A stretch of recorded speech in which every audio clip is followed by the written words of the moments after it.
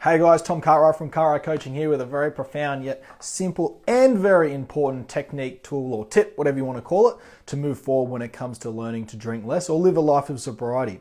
One of the biggest problems, unless I'm the only one and all my clients and people that I speak to happen to be the only ones when it comes to sobriety, is the peer pressure. I'm in this culture where it's almost the expectation, it's the standard to be drinking. So what happens is we say we don't want to have a drink on the weekend and we go out or we go to a social, business, personal, whatever event it is, and then all of a sudden everyone wants us to drink. You know what I mean by that is we say, oh, I'm not drinking tonight. And someone says, oh, just have a glass of wine, have a champagne, have a beer. Or we say we're not going to drink tonight, and it's followed up with some judgmental comment like, oh, why don't you harden the F up? Why? What are you, pregnant? What are you looking after the kids tonight? Are you driving? Like, there has to be a reason why we're not drinking.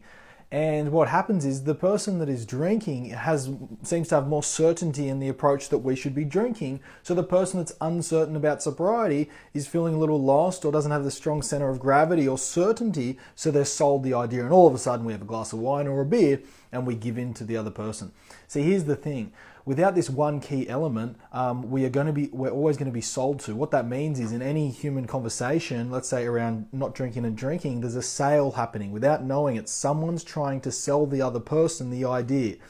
Now, if you're not selling that person the idea that you are totally happy, complete, certain and excited and really excited about your night of sobriety, then the chances are the person that's drinking is going to outweigh you with their certainty, and they're going to be like, nah, drink, it'll be fun, like, come on, you always do this, you're the best, you feel comfortable, you feel confident, and all this crap that goes on.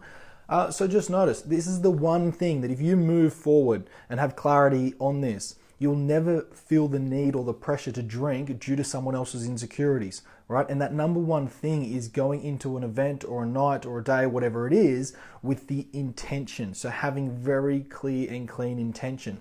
The reason why most people struggle is that they go into different events or different functions and they're kind of not sure. They think they're not going to drink, but they kind of wait and see how it plays out. That's a whole world of uncertainty that welcomes people that are drinking. It subconsciously welcomes people that are drinking to come and get drinks put on us, or people buy us drinks. We've got to walk in there with an intention. It's a very clear intention. I am enjoying this event tonight sober. I am not drinking tonight. That's a clear boundary. That's all it is.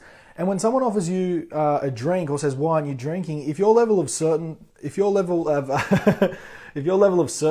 is one of, I'm not drinking tonight, I'm totally stoked and excited, and I'm on a sobriety challenge, or I'm getting up early in the morning to go to the gym, or I'm looking forward to having a great time without drinking, and you come from this level of certainty, the person that's drinking, they're being sold your idea. And it won't be followed up with a derogatory comment. If it is, you just know that's a low-level thinker there and they're not helping you, so you probably shouldn't be socializing with them. But more often than not, they'll end up actually turning to you and then want to find more out about your behavior and what that's doing, because people love certainty. So just remember, whenever you're going to an event, going with a very clear intention. The only way this doesn't work is when we don't have intention. We wait and see what's going to happen, and before you know it, you wake up the next morning, you're really hungover, you spent heaps of money, or you did something stupid, or at the end of the day, you're just annoyed that you didn't stick to your intention, your commitment. So go on with the intention, outweigh everybody else's uncertainty with your level of certainty and confidence in the decisions you're making, and watch how far you go and how much success you see when it comes to living a life of sobriety, or at least drinking less. Trust that was a massive help. Rock on, have a fantastic day. Comment below if you have any questions and we'll continue the conversation. Thanks, guys.